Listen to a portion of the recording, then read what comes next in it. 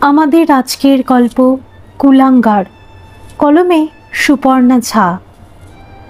বাবার ঘরের দরজার বাইরে থেকে অমিত ডাকল, ভেতরে আসবো বাবা? হ্যাঁ আয় বাবা, তোরা বেরোনোর জন্য প্রস্তুত?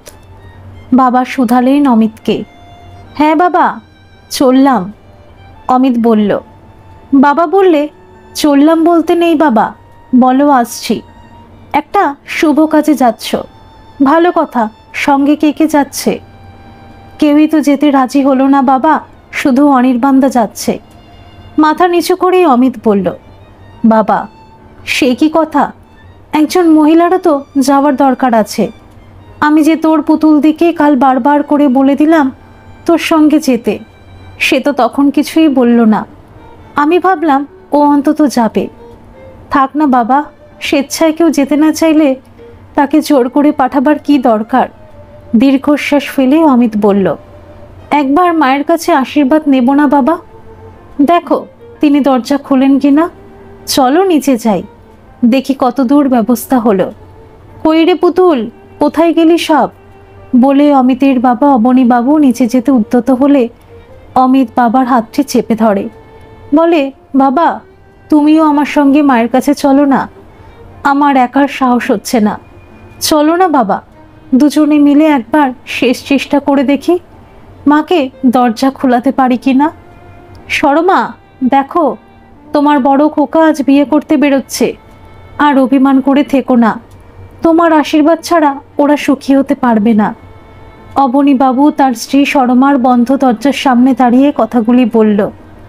মা গো, একটু দরজা খোলো, তোমার আশীর্বাদ নিতে এসেছি। অমিত দরজা ঠক ঠক করতে করতে বলল। এবার ভেতর থেকে সরমার গলা পাওয়া গেল, যা তো, কোথায় যাচ্ছিস চলে যা। তোর বাবার আশীর্বাদ তো পেয়েই গেছিস, তাহলেই হবে। আর আমার আশীর্বাদের কি প্রয়োজন? অবনীবাবু বললেন, প্রয়োজন আছে সরমা, তোমারও প্রয়োজন আছে, আবার বড় খোকারও প্রয়োজন আছে। সেটা তুমি একদিন ঠিক বুঝতে পারবে। এবারে দরজা খুলে একটু নিচে চলো। সবাই কি ভাবছে বলো তো? কিছু নিয়ম কাজও তো আছে। ও যে আজ সত্যি সত্যি তোমার জন্য দাসী আনতে চলল। শেষের কথাটায় সরমার কাটা ঘায়ে যেন নুনের ছিটে পড়ল। আরও রেগে গিয়ে বলল, দূর হয়ে যা সামনে থেকে, কুলাঙ্গার ছেলে একটা। সারাটি জীবন এটাকে নিয়ে জ্বলে পুড়ে মরলাম গো। সরে যা এখান থেকে, আমার প্রেশার আর বাড়িয়ে দিস না। সরমা চিৎকার করে বলল কথাগুলো। আহত অমিত মায়ের বন্ধ দরজার সামনে মেঝেতে প্রণাম করে বাবার হাত ধরে নিচে নেমে এলো। বাড়ি ভর্তি লোকজন, অথচ অমিতের সঙ্গে বরযাত্রী যাবার লোক নেই। দয়া করে অনির্বাণ দাদা রাজি হয়েছে সঙ্গে যেতে।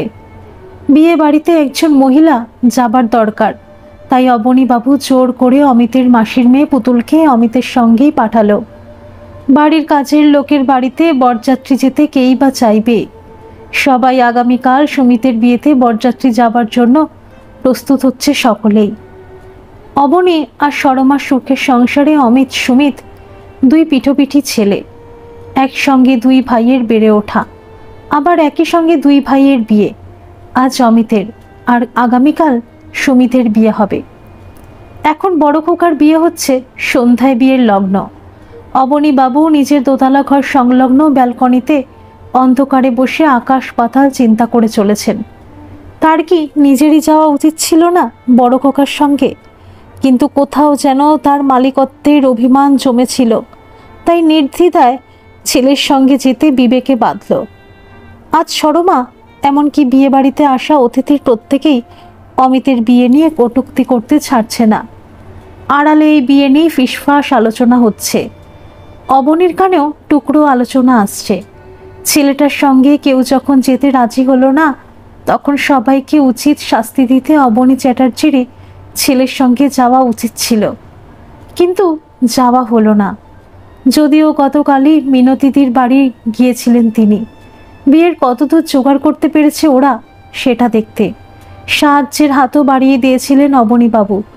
কিন্তু মিনতিদি হাত জোর করে বলেছিল, মাফ করবেন দাদাবাবু, আপনার কোনো আর্থিক সাহায্য আর আমাকে নিতে বলবেন না।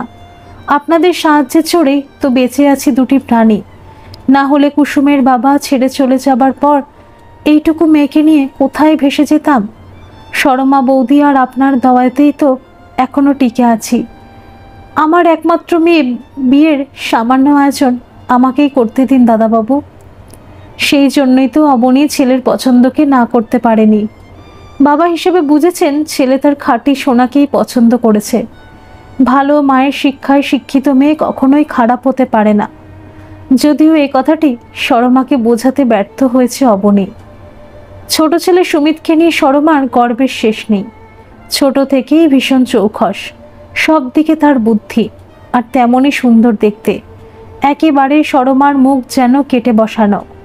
তুলনায় অমিত অনেকটা অবনীর মতো একটু শ্যামলা, আর থাবা থোবা নাক, চোখের গড়ন। সুমিত যেন চ্যাটার্জি বাড়ির অভিমান। অবনীর মনে আছে পিঠোপিঠি দুই ভাই এক ক্লাস উপর নিচেই পড়তো। অমিতকে নিয়ে প্রতিবার যেখানে পাশ করবে কিনা এই সংশয় থাকতো, সুমিত সেখানে এবারও ফার্স্ট হবে কিনা এই চিন্তা করত সরমা। কোনো রকমের স্কুলের গণ্ডি টপকে অমিত যখন বাবার ব্যবসার কাজে ঢুকে গেল, সরমার তখনও আপত্তি ছিল, কিন্তু অমিতের পড়াশোনাতে মাথা ছিল না। কলেজের হিরো অলরাউন্ডার সুমিত যখন নতুন মডেলের বাইক হাঁকিয়ে জিম থেকে ফিরত, তখন ইয়ং মেয়েরা তো দূর, তার মায়েরই যেন নজর লেগে যেত। গর্ব ভরে মা সবসময় বলে এসেছে আমার সুমিত। তারপর বিয়ের ব্যাপারেও সুমিত তার পছন্দ দেখিয়ে দিয়েছে সবাইকে। শহরের নামকরা ধনী ব্যক্তি মিস্টার অধিকারীর একমাত্র সুন্দরী কন্যাকে ভালোবেসে বিয়ে করতে চলেছে আগামীকাল। অন্যদিকে হাদাবোধা অমিত কোনোদিন কোনো মেয়ের দিকে চোখ তুলে নাচেও শেষকালে পছন্দ করেছে কিনা বাড়ির রান্নার মাসির মেয়ে কুসুমকে। শর্মা কি করে মেনে নেবে কাজের লোকের মেয়েকে চ্যাটার্জি বাড়ির পুত্রবধূ রূপে? আয়োজন খুব সামান্য, কিন্তু আন্তরিকতার অভাব নেই মিনতি মাসির বাড়িতে। কোথায় বসাবে, কি খাওয়াবে, তটস্থ মাসিও তার আশেপাশের বাড়ির লোকজন সকলেই। বিয়ের ছাদনাতলা বাঁধা হয়েছে পাশের বাড়ির উঠানে। পাড়া প্রতিবেশী সকলেই মাসির মেয়ের বিয়েতে সাহায্যের হাত বাড়িয়ে দিয়েছেন। আসলে মিনতি মাসি খুব ভালো মনের মানুষ। তিনিও পাড়ার সকলের সঙ্গে মিলেমিশেই থেকেছেন। আজ তাই সকলেই তার কাজে একসঙ্গে ঝাঁপিয়ে পড়েছেন। যদিও এসে থেকেই নাক সিটকে আছে পুতুলদি, চলে যাবার জন্য ব্যস্ত। আর অনির্বাণদা অমিতের মুখে কিছুই বলছে না। তবু অমিত বুঝতে পারছে ও এমন কিছু খুশি নয়। কথা ছিল বিয়ে হয়ে গেলেই রাতেই ওরা বউ নিয়ে চলে যাবে, কিন্তু মিনতি মাসি কেঁদে পড়লেন অমিতের সামনে। এরকমভাবে কেউ কি যায়? সন্ধ্যের আগে কিছুতেই মেয়ে বিদায় হয় না। একটা শুভ অশুভের তো ব্যাপার আছে নাকি? বাধ্য হয়ে অনির্বাণ দাদার পুতুল দিকে ছেড়ে দিয়ে অমিত একাই থাকলো। মিনতি মাসির কথা ফেলতে পারল না বাধ্য ছেলে অমিত। ওদিকে পুতুল বাড়ি ফিরে গিয়ে যেন হাঁপ ছেড়ে বাঁচল। সকল আত্মীয়রা তাকে ঘিরে ধরল অমিতের শ্বশুরবাড়ির আয়োজন শুনবার জন্য। পুতুল কিছু সত্যি কিছু মিথ্যে মিশিয়ে যা পারল তাই বলে গেল সকলের কাছে। ও মাগো, কি ঘেন্না লাগছিল কি বলবো।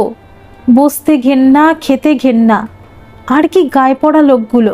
খাবো না বলছি তবু জোর করেই চলেছে। আর বউয়ের মা কি যেন নাম? ও হ্যাঁ, মিনতি মাসি। উনি তো কি নাটকে মহিলা, কি বলবো।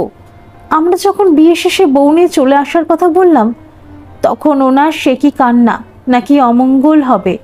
কে জানে সারাদিন কোথায় থাকতে দেবে অমিতকে। বেচারা অমিত। পুতুলের মাসি মানে অমিতের মা ঘরে ঢুকে মাঝপথে পুতুলকে থামিয়ে দিয়ে বলল, নে নে, অনেক গল্প হলো, এবার একটু ঘুমিয়ে নিয়ে গিয়ে। আজ রাতে আবার সুমিতের সঙ্গে যেতে হবে তো নাকি। বিকেলে অমিতের বাবা একটা বড় গাড়ি সাজিয়ে পাঠিয়ে দিল অমিত আর ওর নতুন বউকে আনতে। পাড়ার লোকেরা তো এত সুন্দর গাড়ি দেখে অবাক। সকলেই কুসুমের কপাল নিয়ে আলোচনায় ব্যস্ত। ভয়ে জড়তায় কুসুম একেবারে চুপ হয়ে বসে আছে গাড়িতে। মাকে একেবারে একলা ফেলে সে রাজরানী হতে চলল। অবশ্য নিজেই সে জানে না তার কপালে কি যে লিখে রেখেছে বিধাতা। সুখ কি জিনিস কোনোদিন বোঝেনি সে। তবে মায়ের আদর আর মা মেয়ের সংসারে শান্তির অভাব ছিল না মোটেই। বিয়ের দিন ঠিক হওয়া থেকেই লোকে টোন টিটকিরিও করেছে তাকে বড় লোকের ছেলে পটিয়েছে বলে। কিন্তু কুসুম কোনোদিন ভাবতেও পারেনি যে তার মায়ের মনিবের বাড়ির রানী হবে সে। অত স্বপ্ন দেখার সাহসী সে জোটাতে পারেনি। শান্ত, নম্র, ভদ্র কুসুম মায়ের খুব বাধ্য মেয়ে। ছোটবেলায় মায়ের সঙ্গে সরমা মাসির বাড়ি যেত, কিন্তু যখন থেকে একটু বুদ্ধি হয়েছে আর কখনোই যায়নি ও বাড়ি। তবে কিছুদিন আগে উচ্চ মাধ্যমিক পরীক্ষা চলাকালীন ফিরতে সন্ধে পড়ায় যাওয়া একদিন মায়ের কাছ থেকে চাবি আনতে অমিত দাদের বাড়ি গিয়েছিল। স্কুল ড্রেসের শাড়ি পরে দুই পাশে বড় বিনুনি ঝুলিয়ে কুসুমকে বেশ লেগেছিল অমিতের। ওপরে রান্নাঘরে মিনতি মাসি তখন রান্না করছিল। বাধ্য হয়ে কুসুম অমিতকে বলে, একটু মায়ের কাছ থেকে চাবিটা এনে দিন না দাদা। কি জানি প্রজাপতি ঋষির কি অভিপ্রায়, কখন যে কাকে ভালো লাগে। এক দেখাতেই অমিতের ভালো লেগে যায় কুসুমকে, আবার পড়াশোনাও করছে দেখে আরও ভালো লাগে তার। তারপর যখন সুমিতের বিয়ে ঠিক হয়ে যায়, যাবার পর বাড়ি থেকে তারও বিয়ের তোড়জোড় শুরু হয়। তখন অমিত বাবাকে তার ইচ্ছের কথা জানায়। অবনী বাবু প্রথমে ছেলেকে বুঝিয়েছিলেন যে এভাবে দুটি ভিন্ন ক্লাসের সম্পর্ক হলে কি কি অসুবিধা হতে পারে। অমিতকে ভেবে দেখার জন্য সময়ও দিয়েছিলেন। তারপর কি মনে করে মিনতিদির বাড়ি গিয়েছিলেন নিজের চোখে একবার তার ছেলের পছন্দকে দেখতে।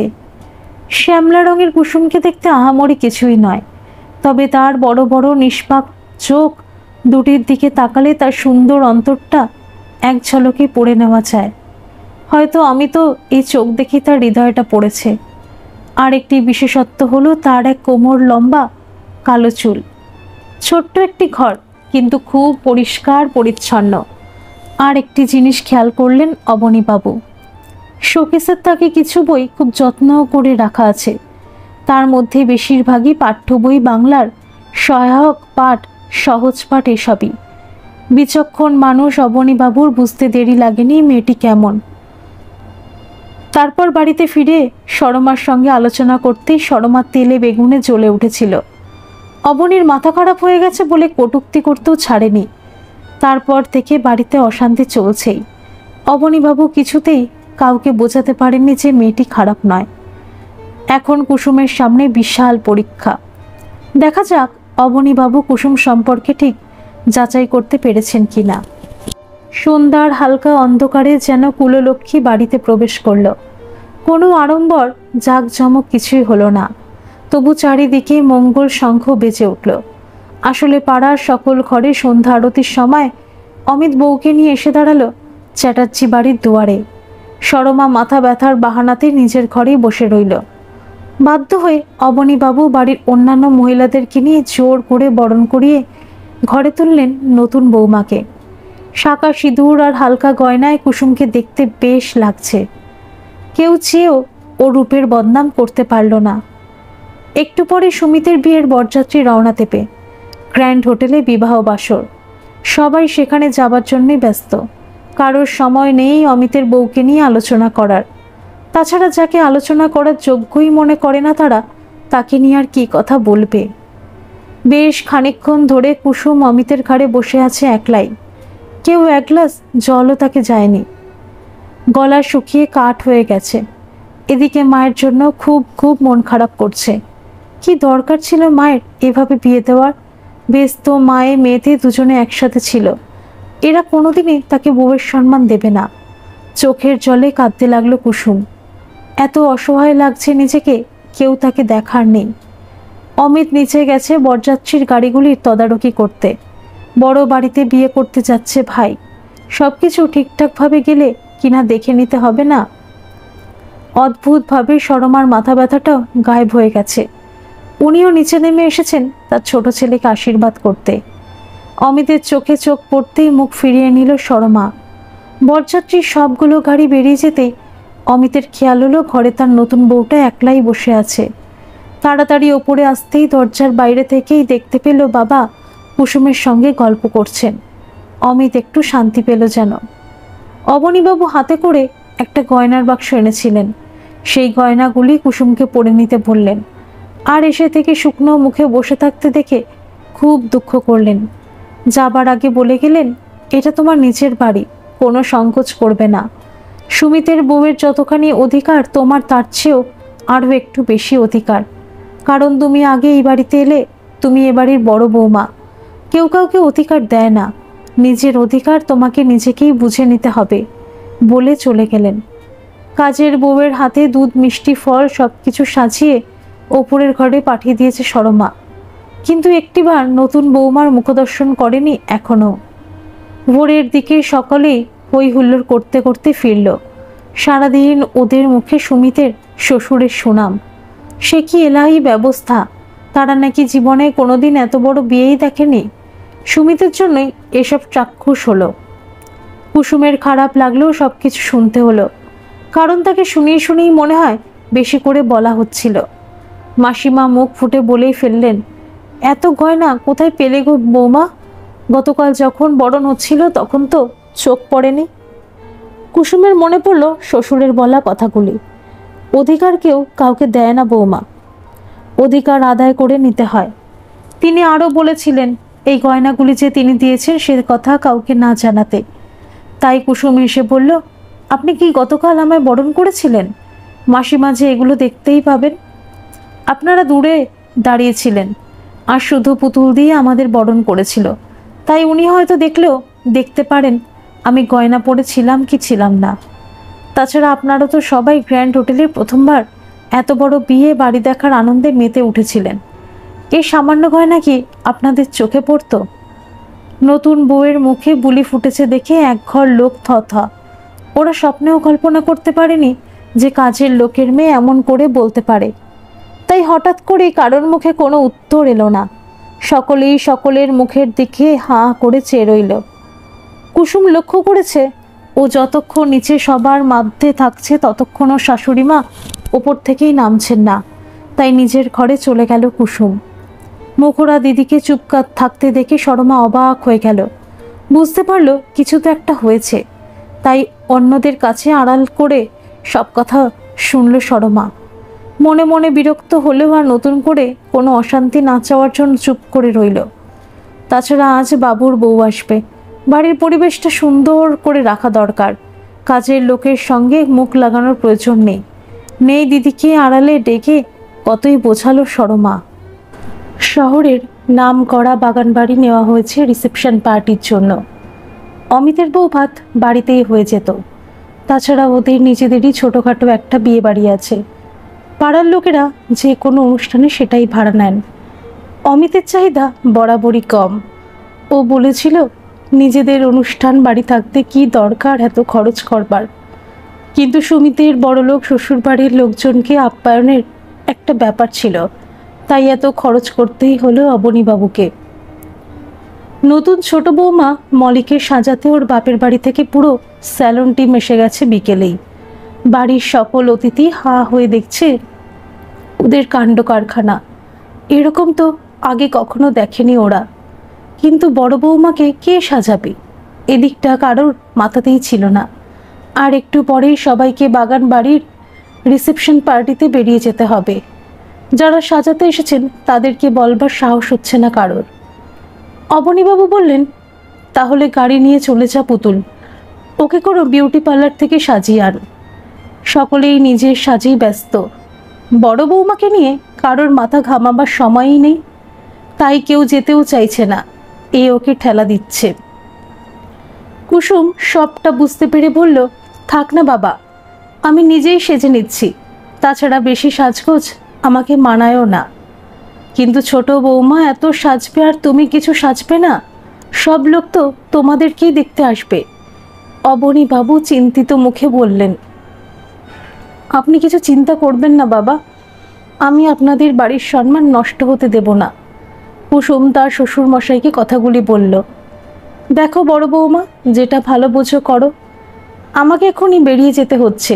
ওখানে তো লোকজন আসতেও শুরু করে দিয়েছে। সব দিকে আমাকেই দেখতে হচ্ছে।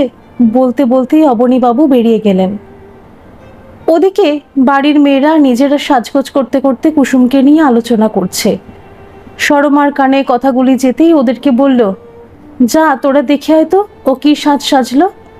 এমনিতেই তো কুলাঙ্গার ছেলে আমাদের মাথা হেট করে বসে আছে, আজ আবার এত লোকের সামনে ওর জন্য না মাথা কাটা চায়। অনিচ্ছা সত্ত্বেও পুতুল অন্য আরেকটি মেয়েকে সাথে নিয়ে অমিতদার ঘরে দেখতে গেল। ওরা গিয়ে দেখে অমিত তার বউয়ের শাড়ি কুচি ধরে দিচ্ছে। বাইরে থেকে দেখেই ওরা ফিরে এসে সরমাকে বলল, তুমি কিছু চিন্তা করো না গো মাসি, তোমার ছেলেই তো তোমার বড় বৌমাকে সাজিয়ে দিচ্ছে। কথাটা শুনে সরমার মাথা গরম হয়ে গেল। নেহাত ছোট ছেলেরও আনন্দের দিন, না হলে সরমা আজ কিছুতেই ওখানে যেত না। কাউকে কিছু বুঝতে না দিয়ে সরমা দাঁতে দাঁত কামড়ে ওখান থেকে সরে পড়ল। লাল বেনারসি কিছু সোনার গহনা আর জুঁই ফুলের মালা দিয়ে ঘেরা এত বড় খোপা আর কপাল ভরা সিঁদুরে সত্যিই কুসুমকে আজ মোহময়ী লাগছে। একেই বুঝি বলে নতুন বউ। অপরদিকে সুমিতের বউ মলি একটা স্টাইলিস্ট লেহেঙ্গা পরেছে, সাথে কিছু ডায়মন্ড জুয়েলারি, বেশ অন্যরকম লাগছে। তবে নতুন বউ একেবারেই লাগছে না, এত মেকআপ দিয়ে এসেছে ওর আসল রূপটাও হারিয়ে গেছে যেন। সকলেই বড় বৌমার দিক থেকে চোখ ফেরাতে পারছে না। সরমাও দূর থেকে এই প্রথম দেখলো তাকে, কিন্তু জেদ যেখানে বড় হয় সেখানে সব কিছুরই দোষটা চোখে পড়ে। যারে দেখতে নারী তার চলন বাঁকার মতো কুসুমের সব কিছুই তার খারাপ লাগলো। ছোট ছেলে শ্বশুরবাড়ি থেকে অনেক ভিআইপি গেস্ট কনে যাত্রী এসেছে, ওদেরই আলাদা আলাদা গাড়ির ভিড় উদ্যানের সামনে। অপরদিকে কুসুমের বাড়ি থেকে কেউই আসেনি। কুসুমের চোখটাতেই মাঝে মাঝেই কাউকে যেন খুঁজছে। যদিও কুসুমের মা মিনতি আগেই জানিয়ে দিয়েছিল যে আমাদের বাড়ি থেকে কেউ যাবে না, তবু অবনীবাবু বারবার পাড়ার সবাইকে নিয়ে আসতে বলেছিলেন। অনুষ্ঠানের শেষের দিকে অমিত এসে কুসুমকে বলল, তোমার বাড়ি থেকে তো কেউই এলো না, এদিকে যে কত খাবার নষ্ট হলো। কুসুম বলল, ওনারা আসবেন না আগেই তো জানিয়েছিল, তবু কেন ওদেরকে ধরা হলো। তারপর অমিতকে আড়ালে নিয়ে কিছু আলোচনা করলো কুসুম, যেটা সকলেরই নজরে এলো এবং কেউই ভালো চোখে নিল না। অনুষ্ঠান শেষে কুসুম আর অমিত একটু আসছে বলে হঠাৎ করেই একটা গাড়ি নিয়ে কোথায় যেন চলে গেল। সরমা তো রেগেই আগুন। ছোট লোকের মেয়ে কোনো নিয়ম মানে না, ফুলশয্যার রাতে গাড়ি করে হাওয়া খেতে বেরোলো। ঘন্টা খানেকের মধ্যেই ওরা অবশ্য ফিরে এলো, তখনও বাড়ির লোকের খাওয়া শেষ হয়নি। সবার সামনেই অবনীবাবু গম্ভীরভাবে জিজ্ঞেস করলো অমিতকে, কাউকে কিছু না বলে কোথায় চলে গিয়েছিলি তোরা? অমিত হেসে বলল, আর বলো না বাবা, তোমার বড় বৌমা ওই বাইপাসের ধারের বস্তিতে বাড়তি খাবারগুলো দিয়ে এলো, না হলে তো সবাই ফেলতে হতো বলো। আর জানো তো বাবা, এত খাবার পেয়ে ওরা কি খুশি হলো কি বলবো। এতক্ষণ যারা রাগ করে কত রকম কথা বলছিল তারা সবাই চুপ করে নিজের খাবার খেতে লাগলো। অবনীবাবু খুশি হয়ে বলল, খুব ভালো কাজ করেছো বড় বৌমা, যাও এবারে দুজনে কিছু খেয়ে নাও, এখনই রওনা দিতে হবে। সকলে বাড়ি ফিরে দেখে ডাইনিংয়ে অনেক ফুলশয্যার তত্ত্ব রাখা, ফুল ফল মিষ্টি কাপড় ইত্যাদি। সরমা বলল, মনে হয় ছোট বৌমার বাড়ি থেকেই পাঠিয়ে দিয়েছে। কাজের ছেলে হারানকে ডেকে ওগুলো ছোট বৌমার ঘরে পৌঁছে দিতে বলল। কিন্তু হারান বলে, না জেঠিমা, এগুলো বড় বৌদিমণির বাপের বাড়ি থেকে এসেছে, ওর এক দাদা বৌদির হাতে পাঠিয়ে দিয়েছে বৌদির মা। আমি বললাম, সবাই তো বিয়ে বাড়িতে আছে, ওখানেই দিয়ে আসেন। তো ওরা কিছুতেই গেল না, আমাকে বলে দিতে বলে ওরা চলে গেল। হারানের মুখে কথাগুলো শুনে সরমা অবাক হয়ে গেল। মনে মনে বিরক্ত হয়ে ভাবল, মিনতি সব কিছুতেই যেন একটু বেশি বাড়াবাড়ি, কি দরকার ছিল এসব করার। ছোট বৌমার বাড়ি থেকে সবাই হাতে করে ফুলের বুকে আনলেও ফুলশয্যার কোনো তত্ত্ব কিন্তু আসেনি। মলি ড্রেস চেঞ্জ করতে করতে বলল, বোগাস, যত সব ওল্ড কালচার, আমাদের বাড়িতে বাবা এসব কিছু মানে না। মুখোরা মাসিমাও কথা শোনাতে ছাড়ে না, বলেন নিয়ম মেনে যখন সবই হলো তাহলে এটা ওল্ড ফ্যাশন হবে কেন। শর্মা বলল, বাদ দাও না দিদি, এসব ফালতু আলোচনা করে রাত পার করে দেবে নাকি, যাও তো সবাই শুতে যাও। অষ্টমঙ্গলা থেকে ফিরে মলি সবাইকে জানালো ওর বাবা হানিমুনের জন্য মালদ্বীপের 2টো টিকিট কেটে দিয়েছে। বাড়িতে এখনো কয়েকজন অতিথি ছিল, তারা তো অবাক, একেবারে মালদ্বীপে হানিমুন। টন্টিং করে কুসুমকে সবার সামনে পুতুল দিয়ে জিজ্ঞাসা করলো, আর তোমরা কোথায় হানিমুনে যাচ্ছ গো কুসুম? কুসুম শাশুড়ি মায়ের দিকে তাকিয়ে বলল, আমি কটা দিন মায়ের কাছ থেকেই আসতে চাই, বাড়িতে তো সবাই আছেই, আপনাদের অসুবিধে হবে না মনে হয়, সরমা কোনো কথা না বলে উঠে চলে গেল। মাসিমা বললেন, একেই বলে মানসিকতা। কাশ্মীর রুটি তো বাদই দিলাম, দীঘা নয়, পুরীও নয়, একেবারে খালপাড়ের বস্তিতে যাবে। ওখানে আমার মা আছেন মাসিমা, ওটাই যে আমার কাছে স্বর্গ। তাছাড়া বিয়ের এত ঝামেলা একা হাতে সামলে মায়ের শরীরটাও ভালো নেই। আমি গেলে একটু বিশ্রাম পাবে আমার একলা মাটা। মলি আড়ালে মুখ ভেঙালো, যদিও আর চোখে কুসুম সেটা দেখে ফেলল। মলি বলল, ও ভালো কথা, শুনেছি তোমার মা নাকি এ বাড়িতেই রান্না করতো। তোমার বিয়ের পর তো কাজটা চলে গেছে, এখন তাহলে তোমার মায়ের কি করে চলবে? আমার মায়ের চিন্তা তোমাদেরকে না করলেও চলবে গো মলি। গরিবের শরীর যতক্ষণ ঠিক থাকে তারা কাউকে ভয় পায় না, অন্য কোনো কাজ করে নিয়ে একটা পেট ঠিক চালিয়ে নেবে। মলির উদ্দেশ্যে কুসুম কথাগুলি বলল। মলি থতমত খেয়ে বলল, আমি কিন্তু তোমার থেকে বয়সে বড় হলাম কুসুম। কত বয়স তোমার? খুব জোর করি। আমার কিন্তু 25 পার হয়ে গেছে, তাই আমাকে নাম ধরে ডাকবে না। কিন্তু সম্মানে তো আমি তোমার চেয়ে বড়, তুমি বরং আমায় বর্দি নয়তো কুসুমদি বলে ডাকবে। আর মহিলাদের বয়স জিজ্ঞেস করতে নেই, জানো না? কুসুম বলল, সরি গো, দিদি ফিদি বলতে পারবো না। তাহলে তোমাকে আমি কিছু বলেই ডাকবো না। বিরক্ত মুখে মলি বলে। সে তুমি না ডাকতেই পারো মলি, কিন্তু আমি তো তোমায় নাম ধরেই ডাকবো, কুসুম বলল। সরমা ঘরে ঢুকে সবাইকে থামিয়ে দিয়ে এসব ফালতু আলোচনা বন্ধ করতে বলল, আর সবাইকে খেতে ডাকলো। কুসুম শ্বশুরমশার কাছ থেকে অনুমতি নিয়ে মায়ের কাছে এসেছে। সত্যি তো মলির কথাটি নিয়ে ভাবার দরকার আছে। মায়ের এখন কি করে চলবে? বিয়েতে পাওয়া গিফট ভাউচারগুলি শ্বশুরমশাইকে দিতে গিয়েছিল কুসুম। হেসে উনি বলেছিলেন, এগুলো তোমার টাকা, নিজের ইচ্ছে মতো খরচ করো।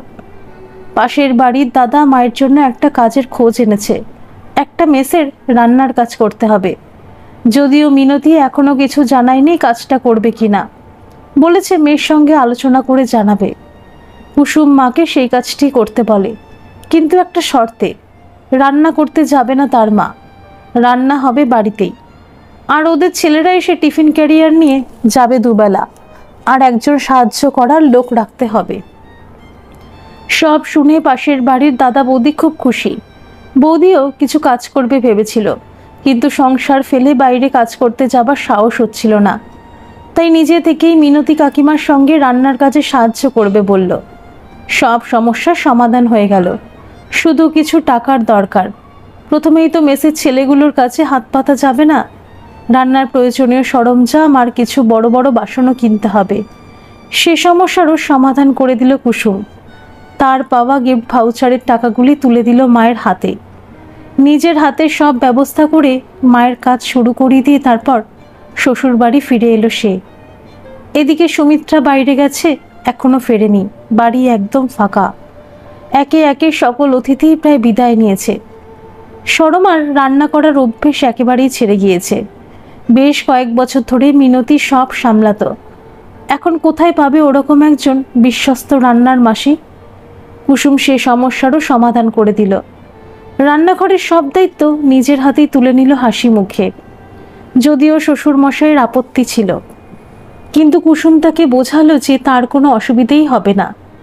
এই তো কজনের রান্না, তাছাড়া নিজের সংসারে রান্না করলে কি কারো মান যায়?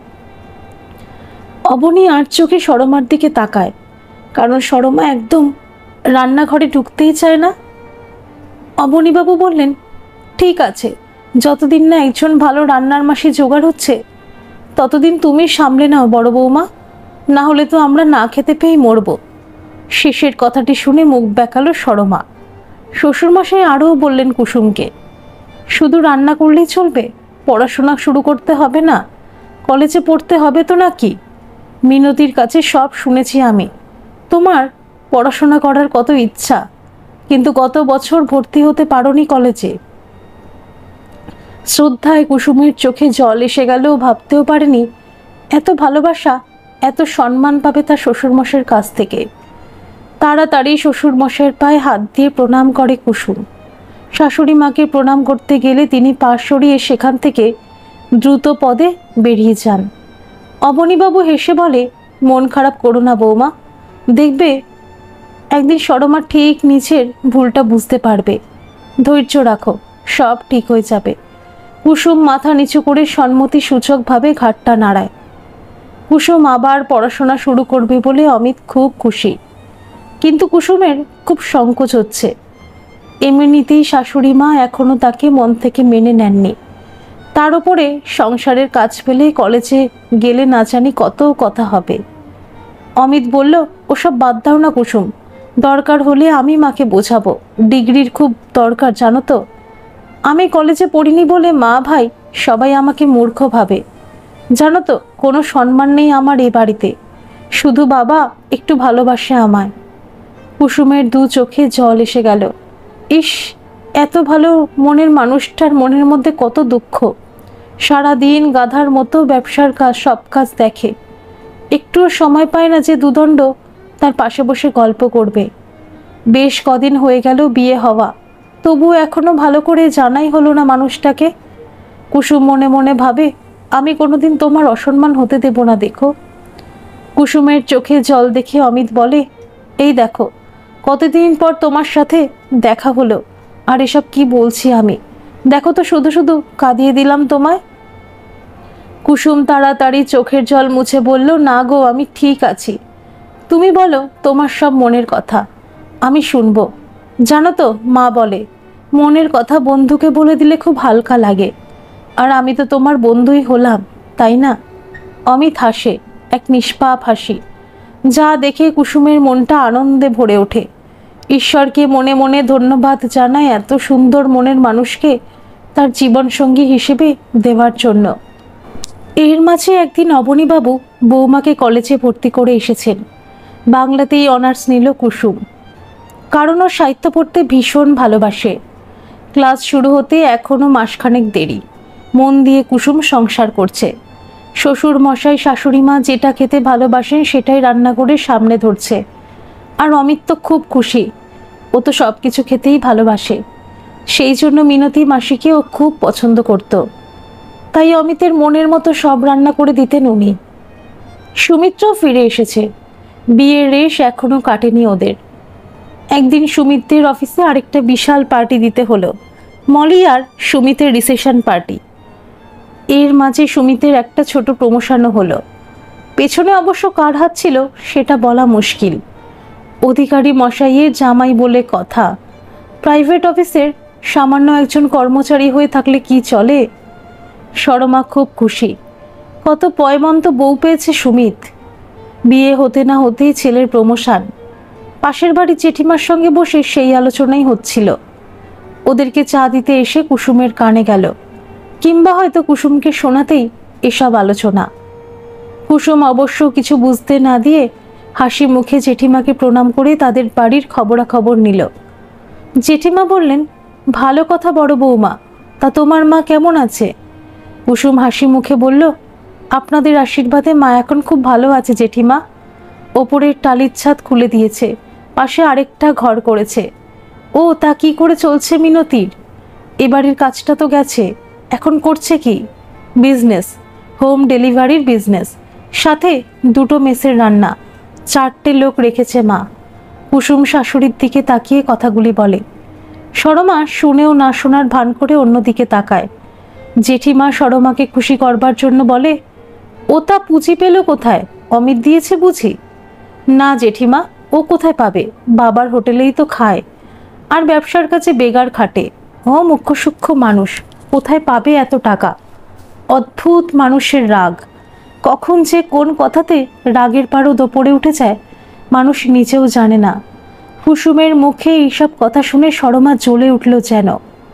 নিজে সব সময় সবার সামনে অমিতকে মূর্খ কুলাঙ্গার বলতেই থাকে, কিন্তু আজ কুসুমের মুখে এসব শুনে গর্জে উঠল। বলল, এই মেয়ে, আমি চুপ করে আছি দেখে তুমি যা নয় তাই বলে যাচ্ছ দেখছি। কি বললে? অমিতকে মূর্খ বললে? আরও আমাদের সংসারে বেগার খাটে? দাঁড়াও, আজ তোমার পিড়িতে শ্বশুর বাড়ি ফিরুক, এর বিচার হবে। অবস্থা বেগতিক দেখে ও বাড়ির বড় জেঠিমা আসছি বলে মানে মানে কেটে পড়লেন। কাউকে আঘাত দেওয়া কুসুমের স্বভাব না, কিন্তু বাড়ির বড় মানুষের সামনে বাইরের লোক তার মায়ের বদনাম করছেন, অথচ শাশুড়ি মাকে নির্বিকার দেখে তাকেই প্রতিবাদ করতে হলো। তাছাড়া শ্বশুরমশাই তাকে এই প্রতিবাদের শিক্ষা দিয়েছেন। অফিস থেকে ফেরার সময় বিউটি পার্লার থেকে মলিকে নিয়ে ফিরল সুমিত। এসেই দেখলো মায়ের থমথমে মুখ। মায়ের আদরের ছেলে বুঝতে পারলো কিছু একটা হয়েছে। অবনীবাবু অমিতের সঙ্গে ব্যবসা সংক্রান্ত আলোচনা করছিলেন ডাইনিং হলেই বসে। গভীর আলোচনা দেখে সরমা কথাটি তুলতেই পারছিল না। অবনী কুসুমের কাছে এক কাপ চা চাইতেই কুসুম বলল, বসিয়েছি বাবা, সবার জন্যই চা বসিয়েছি। মলি নিজের হাতের নখ ঠিক করতে করতে বলল, আমাকে গ্রিন টি দেবে কিন্তু চিনি দিও না। এতদিনও তোমাকে শেখাতে পারলাম না যে গ্রিন টিতে চিনি দিতে নেই। অবনীবাবু অবাক হয়ে বললেন, বড় বৌমা দেবে মানে? তুমি কেমন টি খাবে নিজে বানিয়ে নিতে পারছো না? ও তো সবার জন্যই করছে, তুমি শুধু নিজেরটুকু করে নিতে পারবে না? আসলে আমি পার্লার থেকে নখেরও ট্রিটমেন্ট করিয়ে ফিরলাম সবে, এখনও আগুনের সামনে যাওয়া যাবে না। মলি কথাগুলি শ্বশুরমশাইকে বলল। অবনীবাবু গম্ভীর হয়ে বললেন, আর তুমি পার্লারে যাও না বড় বৌমা? তোমার ট্রিটমেন্টের প্রয়োজন পড়ে না বুঝি? সরমাই অপেক্ষাতেই ছিল যেন। বলল, ও কোথায় টাকা পাবে যে পার্লারে যাবে? ওর বরকে তো বেগার খাটাও তুমি। অবনীবাবু কিছু বুঝতে না পেরে একবার সরমা আর একবার কুসুমের মুখের দিকে তাকায়। তারপর বলেন, কি হয়েছে রে বড় খোকা? হাদা ভোদা মুখ করে অমিত বলে, আমি কি করে বলবো বাবা, আমিও তো এই ফিরলাম তোমার সঙ্গেই।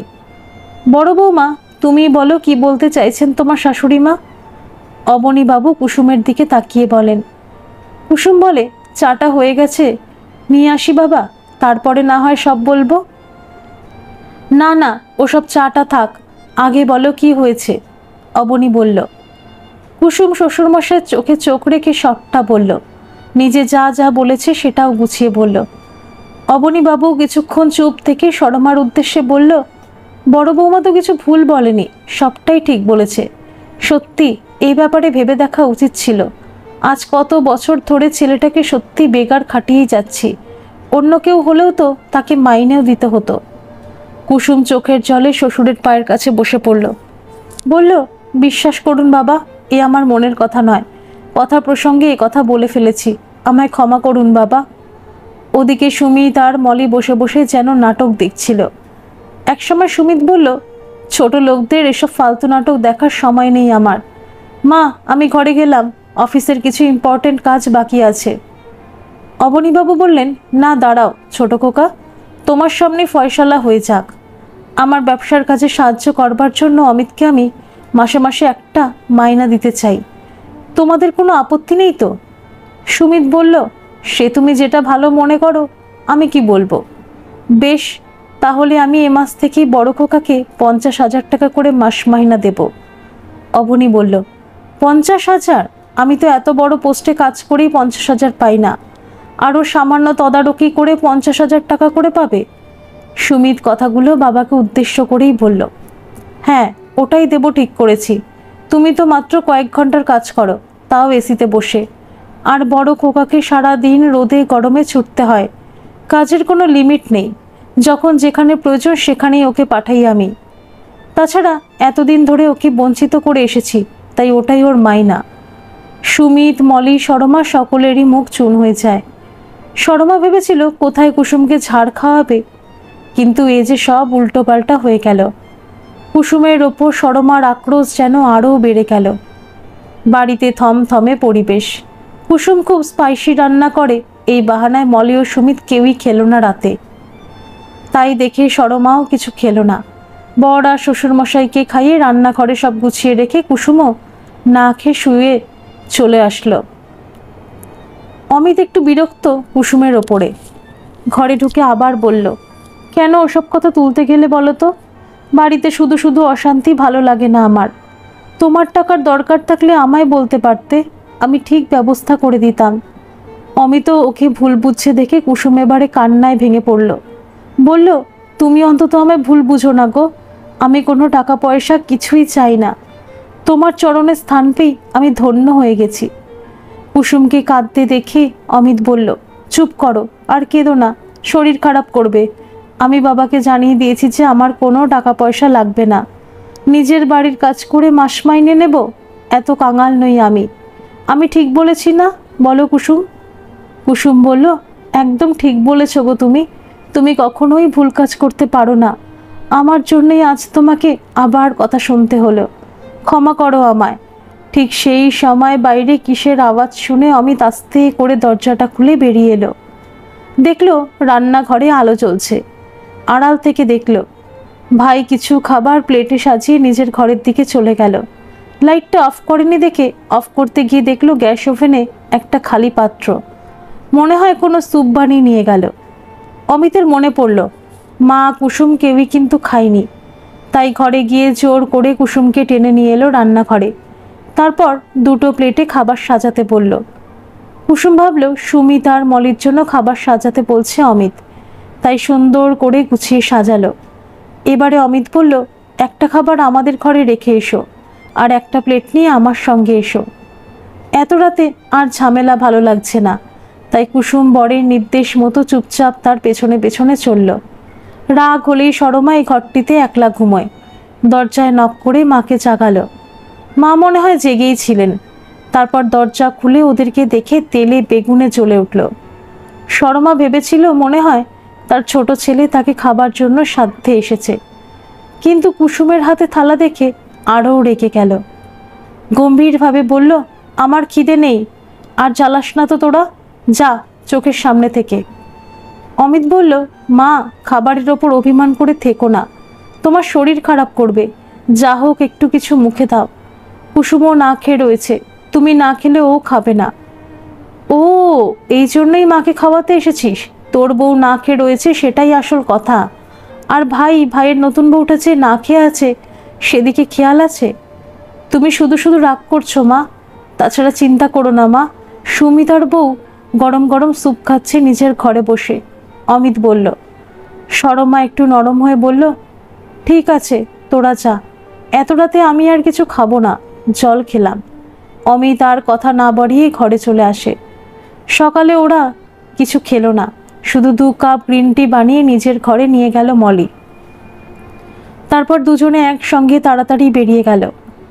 কুসুম রান্নাঘরে ওদের জন্যই অল্প তেলে হালকা রান্না করছিল। ওরা বেরিয়ে যেতেই সরমা যত রাগ কুসুমের ওপর গিয়ে পড়ল।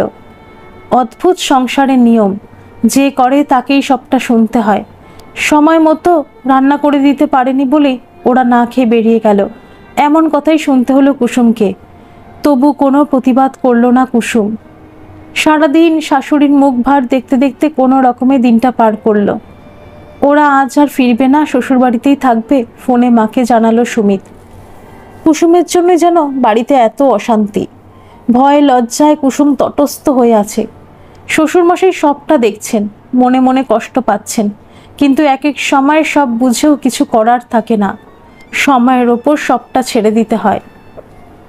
সরমার চোখে ছোট ছেলে বৌমার জন্য যে অন্ধপট্টি বাঁধা, কোনো কিছুতেই ওদের কোনো দোষ চোখে পড়ে না। অথচ একটি বাচ্চা মেয়ে একটু ভালোবাসা পাওয়ার জন্য প্রাণপাত করে এই সংসারের জন্য করে চলেছে। সরমা তাকে দুচ্ছাই করছে। অবনীবাবু মনে মনে দীর্ঘশ্বাস ছাড়েন। এদিকে শাশুড়ি মা শ্বশুরমশাইয়ের সঙ্গে কথা বলছেন না দেখে কুসুমেরও খুব খারাপ লাগছে। নিজেকে বারবার অপরাধী মনে হচ্ছে। একটি রাতের জন্য শ্বশুরবাড়িতে থাকবে বলে সুমিত্রা প্রায় 1 সপ্তাহ ধরেই ও বাড়িতে রয়েছে। আজ রবিবার সুমিতের পছন্দের রেওয়াজি খাসির মাংস আনিয়ে শাশুড়ি মা নিজে রান্না করতে রান্নাঘরে ঢুকলেন। কুসুম খুব খুশি, হাতে হাতে সব জোগাড় করে দিয়ে কাজের লোকের মতো দুয়ারে দাঁড়িয়ে রইল। কখন কি দরকার আবার ডাকেন তিনি। আজ সুমিতদের ফেরার কথা। অনেকটা বেলা হয়ে গেল দেখে শাশুড়ি মাই মলির ফোনে ফোন করল। প্রায় 12টা বাজতে যায়। কখন ওরা আসবে তাই জিজ্ঞেস করাতে মলি ঘুম জড়ানো গলায় বলল, মামনি আজ ঘুম ভাঙতে অনেকটা দেরি হয়ে গেল গো, এবেলা আর যাওয়া হবে না।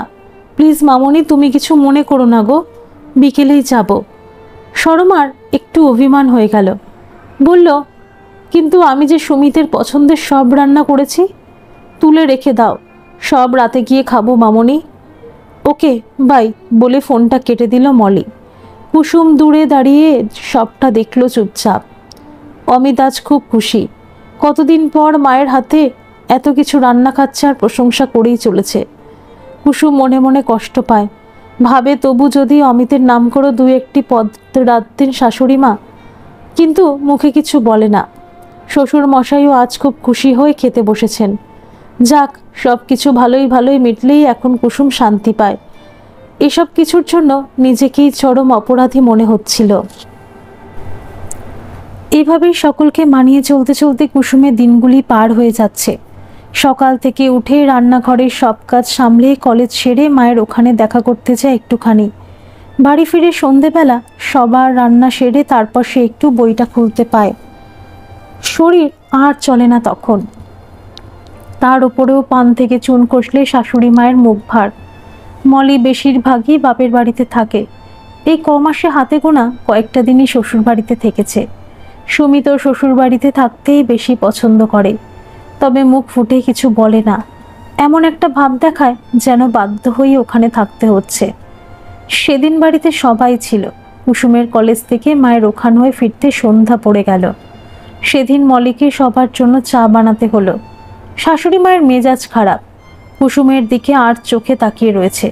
তাড়াতাড়ি কাপড় বদলে এসে রাতে কি রান্না হবে জিজ্ঞেস করতেই শাশুড়ি মা যেন রাগে ফেটে পড়লেন। কুসুম বুঝতে পারে না সে কি অন্যায় করেছে।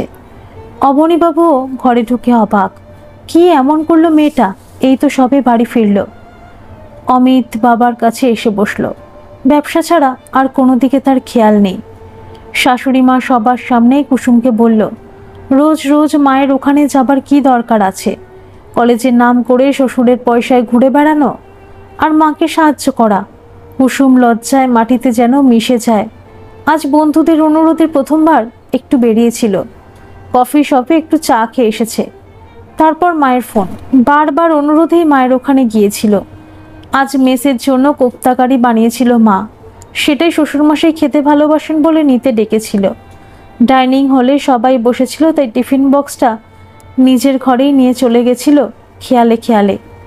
মলি সেটা লক্ষ্য করে শাশুড়ির কানে দিয়ে দিয়েছে সঙ্গে সঙ্গে। আর সুযোগ বুঝে সুমিত বলে যে আজ কয়েকজন বান্ধবীর সঙ্গে কুসুমকে কফি শপে ঢুকতে দেখেছে। আর আজ সকালে সরমা নিজের চোখে দেখেছে কুসুমকে শ্বশুর মশাইয়ের কাছ থেকে হাত পেতে টাকা নিতে। সরমা বলে, থাক, আর রান্নাঘরে গিয়ে কি করবে তুমি? নিজে বাইরে থেকে খেয়ে অমিতের জন্য খাবার তো নিয়েই এসেছো মায়ের হোটেল থেকে, আর কষ্ট করে তোমাকে রান্নাঘরে ঢুকতে হবে না। আমাদের পেটের ব্যবস্থা আমরাই করে নেব। কুসুম লজ্জায় লাল হয়ে যায়। এতটুকু স্বাধীনতা নেই ওর জীবনে। আজ পরীক্ষার ফি জমা দেবার পর সবাই ধরলো একটু বাইরে যাবার জন্য, তাই বাধ্য হয়ে গেছিল। সেটাও কিভাবে শাশুড়ি মার কানে পৌঁছে গেছে। আর মলি সুমিত নাইট পার্টি করে, কত রাতে বাড়ি ফেরে। ওদের ঘরে কত রকমের খাবার সাজানো, ড্রাই ফ্রুটস থেকে শুরু করে বিলিতি বিয়ার, সেগুলো শাশুড়ির চোখে পড়ে না। কুসুম বলল, ও হ্যাঁ, ভালো কথা বাবা, আপনার জন্য মা আজ এঁচোড়ের কোফতাকারি পাঠিয়ে দিয়েছেন। আপনি নাকি খুব ভালোবাসেন বাবা। শ্বশুরমশাই খুব খুশি, বলল, মিনতির মনে আছে? হ্যাঁ হ্যাঁ, আমার খুব ভালো লাগে ওর হাতের এই রান্নাটা। মলি ফিস ফিস করে শাশুড়িকে কি যেন বলে। তারপর সরমা বলে, ওটা তোমার শ্বশুরমশাইয়ের জন্য এনেছো? এখন ধরা পড়ে গেলে তাই সঙ্গে সঙ্গে পাল্টি খেয়ে গেলে। কি মেয়ে গো তুমি! কুসুমের চোখ ফেটে জল আসে, গলাটা ভারী হয়ে আসে। ধরা গলায় বলে, ধরা পড়ে গেলাম মানে কি মা? বুঝলাম না। খুব বুঝেছ, যদি শ্বশুর মশাইয়ের জন্যই এনেছো তাহলে ওটা নিজের ঘরে লুকিয়ে রেখে আসতে গেলে কেন? লুকিয়ে রেখেছি, এসেছি, কে বললো আপনাকে মা? আমি তো টিউশন কৌটোটা হারানদাকে দিয়েছি, রান্নাঘরেই আছে দেখুন। আর আপনি বোধহয় জানেন না যে আপনার বড় ছেলে এঁচোড় খেতে খেতে অত পছন্দ করে না। অবশ্য আপনি কি করে জানবেন? সবার পছন্দ অপছন্দ থাক, খেয়াল তো আপনি রাখেন না মা। কুসুম গম্ভীর হয়ে কথাগুলি বলল। সত্যি আজ তার আত্মসম্মানে লেগেছে। ও তাই নাকি? তাহলে শ্বশুর মশাইকে পটানোর বুদ্ধিটা ভালোই শিখেছ বলো। সকালে হাত পেতে টাকা নিয়ে বিকেলে তার পছন্দের খাবার দিয়ে ভুলো না। অবনীবাবু কিছু বুঝতে না পেরে রেগে চিৎকার করে বলল, কি বলতে চাইছো বলো তো সরমা? এসে থেকেই শুনছি হেয়ালি সব কথা। এটা বাড়ি না রঙ্গমঞ্চ? সরমা বলে, সেটা তো আমিও বলতে চাইছি, এটা তো আর খালপাড়ের বস্তি নয়, এখানে এসব ছলাকলা চলবে না। শান্ত ভদ্র অমিত সাধারণত কোনো ব্যাপারেই কথা বলে না। ও বেচারা সারাদিন খাটাখাটনি করে সন্ধেবেলা একটু আয়েশ করে বসে বাবার সাথে গল্প করতে করতে চা পান করে। এসব ঝুড় ঝামেলা ভালো লাগে না ওর। তবু খালপাড়ের বস্তি কথাটা ওর কানে খট করে লাগলো, তাই বাধ্য হয়ে বলল, এসব কি বলছো মা, পরিষ্কার করে বলো মা। সুমিত আস্তে করে বলল, ওরে বাবারে, সুপ্ত আগ্নেয়গিরি জেগে উঠেছে। মলি ফিক করে তার হাসি চাপল। অবনীবাবু আজ সত্যি বিরক্ত সরমার ওপরে। একটি ছেলেকে দিয়ে আর একটি ছেলেকে অপমান করতে করতে আজ কোথায় পৌঁছে গেছে দেখছো তো সরমা। নিজের বড় দাদার জন্য সামান্য ভদ্রতাটুকুও তার অবশিষ্ট নেই। মা বাবাকে কতখানি উদার হতে হয় জানো। বিরক্ত অবনীবাবু সরমার দিকে তাকিয়ে কথাগুলি বললেন। হ্যাঁ, তোমার মতো অত উদার আমি একটা ছেলের জন্য হতে পারবো না, বুঝলে। সামান্য একটু রান্না করেছে বলে, বেকার ছেলে বাপের হাতে হাতে সাহায্য করছে বলে সব ওদেরকেই উজাড় করে দিতে পারবো না আমি ভুলে যাই না যে আমার দুটি ছেলে বৌমা আছে। সরমা কথাগুলি স্বামীর উদ্দেশ্যেই বলে। কি দিতে দেখলে তুমি সরমা, সকালে কলেজের পরীক্ষার ফিসের ওই কটা টাকা? হ্যাঁ হ্যাঁ, ওটাই। আর তাছাড়া তুমি তো অমিতকে 50,000 টাকা করে মাইনে দিচ্ছই, তাহলে আবার ওকে আলাদা করে দেবে কেন? ওকে দিলে ছোট বৌমাকেও দিতে হবে তোমায়, সমান ভাগ দুজনের। ওর বাবা বড়লোক বলে ও বঞ্চিত হবে কেন? বা সরমা, খুব তো দেখছি সমান ভাগের হিসেব শিখেছ। আজ যখন তুমি বা তোমরাই কথাগুলি তুললে, তাহলে আজ সবটাই পরিষ্কার হয়ে যাক। কি বললে? অমিতকে আমি টাকা দিই? হ্যাঁ, দিতে চেয়েছিলাম, কিন্তু ও কিছুতেই নেয়নি। তুমি এখনো তোমার খাঁটি হিরেকে চিনতেই পারোনি সরমা। সুমিত মাঝখান থেকে বলে, সামনে নেবে কেন? সব তো ওরই হাতে, যখন যা প্রয়োজন ওখান থেকেই নিয়ে নিচ্ছে। অবনীবাবু এবারে খুব রেগে ওঠেন, বলেন, ওর কোনোদিন প্রয়োজনই পড়েনি। তোমার প্রাইভেট কলেজে ফিস দিতে গিয়ে যখন আমি হিমশিম খাচ্ছি, সে সময় তোমার মায়ের অপারেশন, সব দিক বিবেচনা করে ছেলেটা কিছুতেই কলেজে ভর্তি হলো না। নিঃস্বার্থভাবে ঝাঁপিয়ে পড়লো বাবাকে সাহায্য করবে বলে। তারপর বছরে বছরে তোমার বাইক চেঞ্জ হয়েছে, দামি দামি ড্রেস, মোবাইল, সব কিছুর জোগাড় করতেই আমি আর তোমার দাদা হিমশিম খেয়েছি, তবু তোমাকে কখনো বুঝতে দিইনি। তারপর বড় লোকের বাড়িতে সম্পর্ক করলে, খুব ভালো কথা, তবে সেই বড়লোক বাড়ির সঙ্গে পাল্লা দিতে গিয়ে কত বাড়তি খরচ হয়েছে সেটা তুমি বা তোমার মা কেউই কোনোদিন জানতে চেয়েছো কি? লাখ লাখ টাকার তত্ত্ব পাঠাতে হয়েছে ছোট বৌমার বাপের বাড়ি। মলি মাঝখান থেকে উঠে বলে, আপনি কিন্তু আমার বাবাকে অপমান করছেন। অবনীবাবু গম্ভীর গলায় বলেন, এ ব্যাপারে তোমার সঙ্গে পরে আলোচনা হবে, বড়দের মাঝখানে কথা বলতে এসো না এখন। লজ্জিত হয়ে মলি চুপ করে যায়। অবনীবাবু আবার বলতে শুরু করেন, হানিমুনে গেলে বাইরে। এবারে অমিত বলে, থাক না বাবা, এসব কথা এখন, সবই তো এই সংসারের জন্যেই খরচ হয়েছে। না, থাকবে কেন? কথাটা যখন ওরাই তুলেছে, সব কথা ওদেরকেই শুনতে হবে আজ। তারপর বলতে শুরু করেন, তোমার শ্বশুরমশাই তো টিকিট কেটে দিয়েই খালাস, বাকিটা আমাকেই সামলাতে হলো। তোমার এই গণ্ড দাদাই নিজের হাতে করে 2 লাখ টাকা তুলে নিয়ে এলো তোমরা হানিমুনে যাবে বলে। বিয়ের পরে অফিসে আলাদা করে রিসেপশন পার্টি করলে, সেখানেও আমাকেই সাহায্য করতে হলো। আর কত হিসেব চাও বলো? হ্যাঁ, ঠিকই বলেছ, ও তো মূর্খই, ও তো বোকা। না হলে ভাইয়ের সুযোগ সুবিধার জন্য এইভাবে কে স্যাক্রিফাইস করে আজকের এই স্বার্থপর যুগে? সেই ছোটবেলা থেকেই করে আসছে।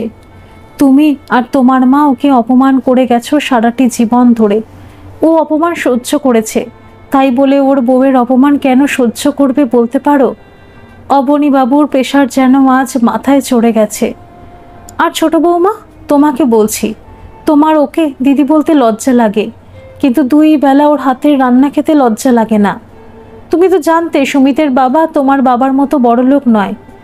এ বাড়িতে তোমার বাপের বাড়ির মতো রান্নাঘরে বাবুর্চি রান্না করে না, তাই এখানে থাকলে রান্না করেই খেতে হবে।